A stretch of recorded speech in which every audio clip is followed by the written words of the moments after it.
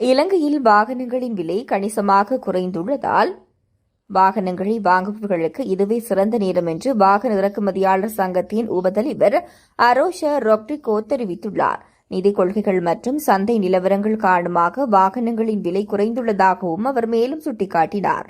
ஊடகம் ஒன்றுக்கு வழங்கிய செவ்விலே அவர் இந்த விடயத்தினை குறிப்பிட்டுள்ளார்.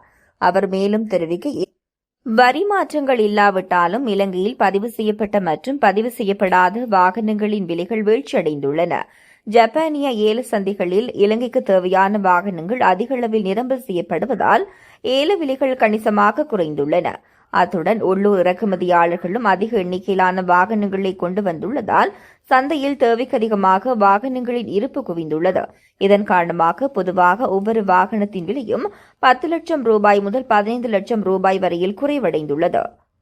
வாடிக்கையாளர்கள் பொறுப்புள்ள நிறுவனங்களிடமிருந்து உத்தரவாதத்துடன் வாகனங்களை வாங்க வேண்டும் என்றும் இறக்குமதியாளர் சங்கத்தில் உள்ளவர்கள் ஏலத்தாள் மற்றும் ஏல விவரங்களை வாடிக்கையாளர்களுக்கு வழங்குவதாகவும் அரோஷ ரெட்ரிகோ தெரிவித்துள்ளார்.